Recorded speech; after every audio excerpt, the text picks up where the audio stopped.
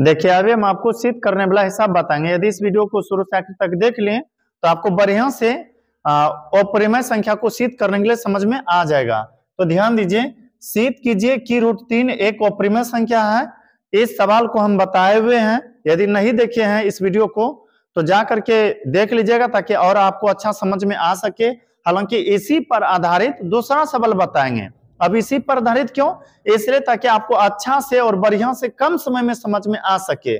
और पता है, सिद्ध करने वाला जो अपरिमेय वाला सवाल रहता है वह एक विधि से नहीं अनेकों विधि से बनाया जाता है। आपको जो विधि उत्तम लगे, जो विधि आपको बढ़िया लगे, उसी विधि से बनाइएगा। तो ध्यान दीजिए, इससे पहले हम बताए थे कि सिद्ध कीजिए कि √3 एक अपरिमेय संख्या है। क्या बताए थे?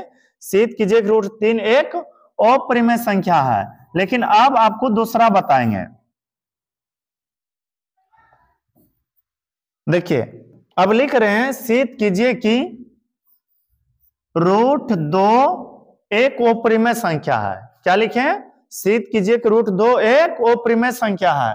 तो सबसे पहले आपको लिखना है माना कि जहां पर √3 है वहां पर √2 कर देंगे।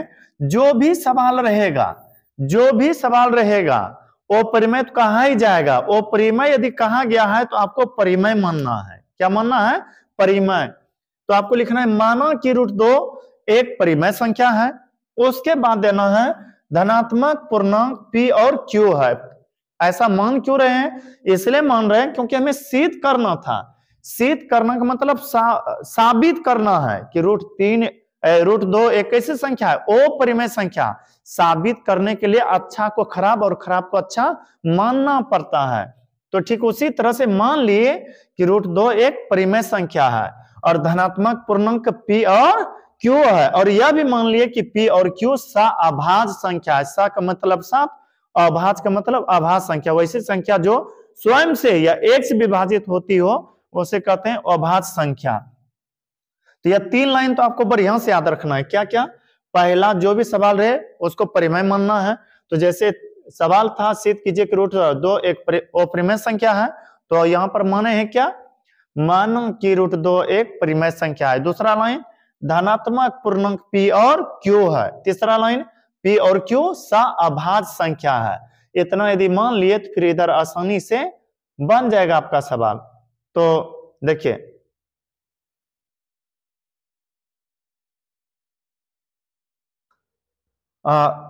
√2 वहां दिया गया था। अब लिखना है हमें √2 के ही बारे में। √2 बराबर p बट्टा q। अब कहिएगा p बट्टा q क्यों? वह इसलिए क्योंकि p और q धनात्मक पूर्णांक वहां लिखे हैं। उसके बाद आपको पता होगा परिमेय संख्या के बारे में। यदि नहीं पता है तो जान लीजिए, जिस संख्या को p बट्टा q के रूप में लिखा जाता है, जिस संख्या को p बट्टा q के रूप में लिखा जाता है उसे कहते हैं परिमेय संख्या। कौन सा संख्या? परिमेय संख्या। और जिस संख्या को p बट्टा q के रूप में नहीं लिखा जाता है उसे कहते हैं अपरिमेय संख्या। तो p बट्टा q हम जानते हैं कि यह परिमेय संख्या है, इसलिए लिखते हैं चूंकि दो ठो बराबर में एगो नीचे बिंदु रहे ना, इसको कहते हैं चूंकि, और एगो ऊपर हो केवल, तो इसे कहते हैं इसलिए। तो यहां पर लिखे चूंकि p बट्टा q एक परिमेय संख्या है। क्यों? क्योंकि परिमेय संख्या को p बट्टा q के रूप में लिखा जाता है। तो लिखे p बट्टा q एक परिमेय संख्या है। सोचिए, इधर यदि परिमेय है और इसी के बराबर यह भी है तो शायद यह भी क्या होगा? परिमेय संख्या होगा। जैसे मान लीजिए कहीं पर दो लोग जा रहे थे, एक लोग ने बढ़िया से पूजा पाठ किया, तो आप उसको देख करके संभवतः यह अनुमान लगाइएगा कि उसके साथ जो है वह भी संभवतः पुजारी ही होंगे। अब मान लीजिए दो आदमी कहीं जा रहे थे, एक ने चोरी किया, तो आपको दूसरा पर भी यह शक रहेगा कहीं यह भी चोरी ना कर ले। तो उसी तरह से p बट्टा q लिखे हैं कि यह परिमेय संख्या है, तो फिर यह भी क्या होगा? परिमेय संख्या होगा। क्यों? क्योंकि दोनों आपस में बराबर है। तो इसलिए लिखेंगे अब √2 भी एक कैसी संख्या होगा? परिमेय संख्या होगा। उसके बाद लिखना है हम जानते हैं कि क्या जानते हैं? हम यही जानते हैं कि कभी भी अरे और ऊपर चलो,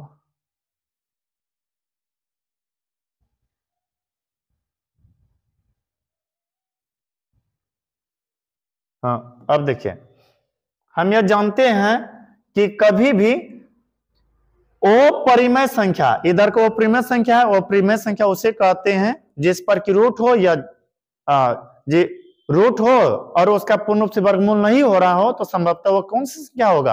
अपरिमेय संख्या। तो गौर से देखिएगा, पता चलेगा रूट ऐसी संख्या है जिसका पूर्ण रूप से वर्गमूल होता नहीं है, तो इसे कहेंगे।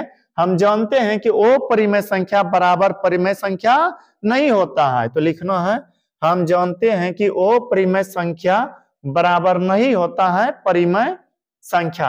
अतः मेरा मानना गलत है, अतः मेरा मानना गलत है। वो जो माने थे ना कि रूट 2 परिमेय संख्या है, वो पूरा पूरी मानना गलत था। जैसे कि मान लीजिए किसी को पकड़े हैं और पकड़ के कह रहे हैं कि यह चोर है, लेकिन साबित हुआ कि यह चोर नहीं है, तो इसलिए हम कहेंगे कि मेरा मानना गलत था कि यह व्यक्ति चोर था। तो ठीक उसी तरह से हम लिखना, अतः मेरा मानना गलत है कि रूट 2 एक परिमेय संख्या है, इसलिए सिद्ध हुआ, या फिर ऐसे भी लिख सकते हैं, इसलिए रूट 2 एक अपरिमेय संख्या है, इसलिए रूट 2 एक अपरिमेय संख्या है। यदि इससे पहले वाला वीडियो नहीं देखे जिसमें कि बताएं रूट 3 एक सिद्ध कीजिए कि अपरिमेय संख्या है, तो उसको जाकर के जरूर बढ़िया से देख लीजिएगा। क्यों? क्योंकि उसी पर आधारित यह पूरा सवाल था। अब मिलते हैं किसी अगला वीडियो में।